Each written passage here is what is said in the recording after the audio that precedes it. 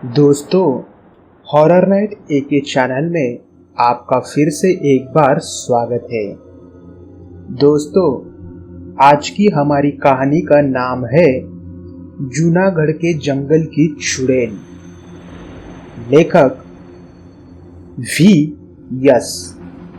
लेकिन दोस्तों, कहानी में आगे बढ़ने से पहले अगर आपने हॉरर नाइट एके चैनल को सब्सक्राइब नहीं किया होगा तो उसे सब्सक्राइब करके बेल आइकन की घंटी जरूर दबाइए ताकि आपको हॉरर नाइट एके चैनल की नोटिफिकेशन सबसे पहले मिल सके। तो चलिए दोस्तों, अब हम ज़्यादा देरी ना करते हुए कहानी शुरू करते हैं।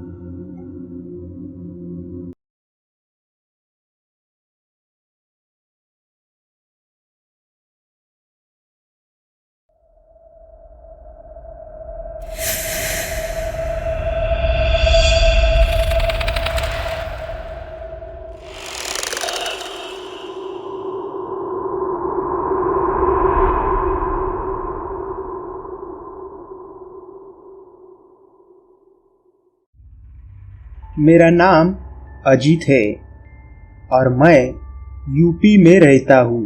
हमारा ट्रैवल्स का बिजनेस है और आज मैं आप सबको उस किस्से के बारे में बताना चाहता हूँ जिसमें मेरी जान जाते जाते बची थी।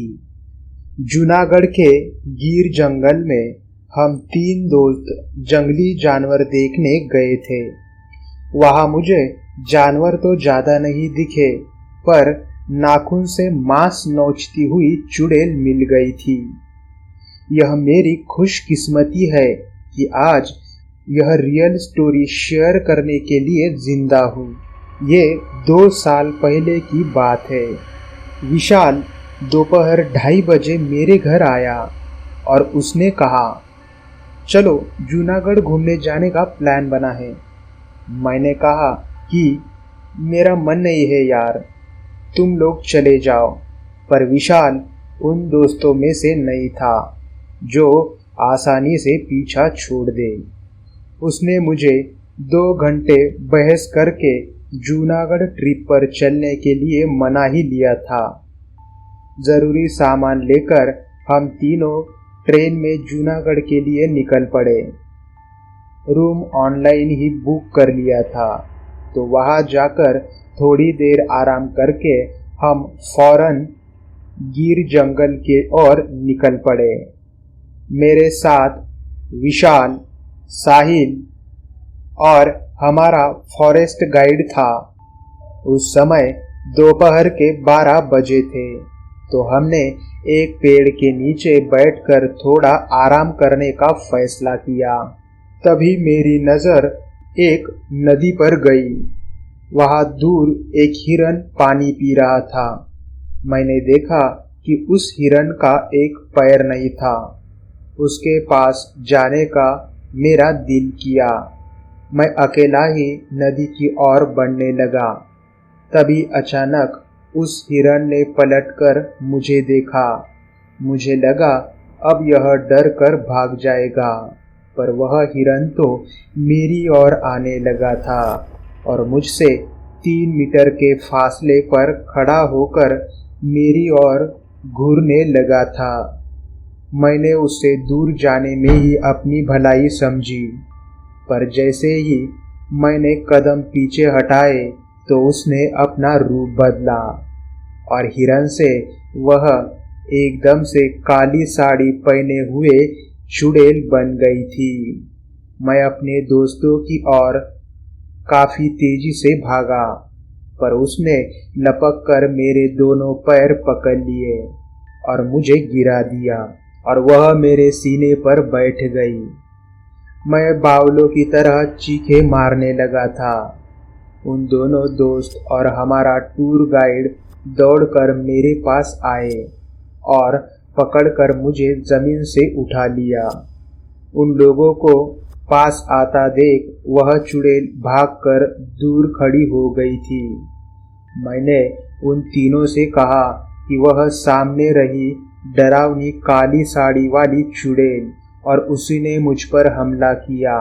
विशाल, साहिल और हमारा टूर गाइड एक दूसरे की ओर देखने लगे थे और मुझ पर हंसने लगे थे, चूंकि उन लोगों को वह भयानक चुड़ैल दिखाई नहीं दे रही थी। छाँव में ले जाकर उन्होंने मुझे पानी पिलाया और हम आगे चल दिए। घूमते घूमते शाम हो गई। करीब 6 बजे हम होटल की ओर लौटने लगे। मैंने मुड़कर देखा तो पाया कि वह चुड़ैल अब भी हमारा पीछा कर रही थी, पर वह सिर्फ मुझे ही दिख रही थी। अगले दिन सुबह हमें घर वापस निकलना था, तो हम डिनर खाकर रात में 10 बजे तक सो गए। होटल में करीब रात के 3 बजे हमारे कमरे का दरवाज़ा किसी ने खटखटाया। मुझे लगा कि कहीं दरवाजे पर वह चुड़ैल ही तो नहीं है, इसलिए मैंने विशाल और साहिल को जगा दिया और दरवाज़ा खोलने को बोला। दरवाज़ा जैसे ही खुला तो हमने देखा कि वह वेटर था। उसे देखकर मेरी सांस में सांस आई। वेटर ने मेरा नाम पुकारा और कहा कि आपके पिता बाहर पार्किंग में खड़े हैं, वह आपको नीचे बुला रहे हैं। मैं समझा कि शायद पापा मुझे सरप्राइज देने जूनागढ़ आ पहुंचे होंगे। मैं फौरन दौड़ता हुआ नीचे भागा और मेरे दोनों दोस्त आंखें मलते हुए फिर से सो गए। नीचे जाकर देखा तो पापा ही थे। मैं उनसे गले मिला, पर अचानक पापा का रूप बदल गया और हकीकत में वह तो गिर जंगल वाली चुड़ैल ही थी, जिसने जाल बिछाकर मुझे वहां पर बुलाया था। मेरे मुंह से आवाज़ निकले उसके पहले ही वह मुझे मेरे बालों से घसीटकर गिर जंगल की ओर ले जाने लगी थी। मैं तो अधमरा सा हो गया था। अब मैं उस चुड़ैल की कैद में था और जंगल में उसी नदी के किनारे पड़ा था। वह चुड़ैल मुझे नाखूनों से नोचने लगी थी और काफ़ी ज़्यादा काटने लगी थी, जैसे कि मैं उसका खाना हूँ।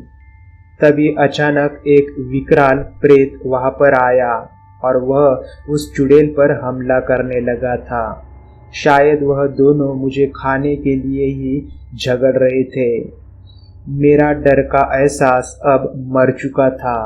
मुझे पता था कि अब इन्हीं दोनों में से एक मेरी जान निकालने वाले हैं। भीषण लड़ाई में उस प्रेत की जीत हुई और वह चुड़ैल हार मानकर कराहती हुई अदृश्य हो गई। अब वह प्रेत मुझे खाने के लिए शायद मेरे पास आ रहा था। उसके पैरों की आहट मैं आज भी महसूस कर सकता हूँ। उसने मुझको मेरे बालों से पकड़कर खड़ा कर दिया और घसीटते हुए उसने मुझे हाईवे पर लाकर फेंक दिया। मैं जान लगाकर भागता दौड़ता होटल तक आया और अपने दोस्तों को जगाकर अपने साथ हुई घटना के बारे में मैं बताने लगा था, पर वह दोनों तो इस बात से ही मुकर गए कि रात में किसी वेटर ने दरवाज़ा खटखटाया था और मैं कमरे से बाहर भी गया था। शायद मैं यह साबित नहीं कर सकूं कि मैंने किस प्रकार का आतंक झेला था, पर उस रात मैं मौत के मुंह से वापस आया था। कोई माने या ना माने, यही उस रात की सच्ची हकीकत है। इतना दर्द और तकलीफ सहने के बाद भी मेरे शरीर पर एक भी खरोच का निशान नहीं आया था, और यह भी एक हैरत की बात है। तो दोस्तों, आज के लिए बस इतना ही। अगर कहानी अच्छी लगी हो तो उसे लाइक कर दीजिए, और हाँ दोस्तों, हॉरर नाइट एके चैनल को सब्सक्राइब कर दीजिए ताकि आपको ऐसी ही नई नई कहानियाँ सुनने को मिल सके। तो दोस्तों, अब हम मिलेंगे अगली कहानी में। तब तक के लिए अपना और अपने परिवार का ख्याल रखिए।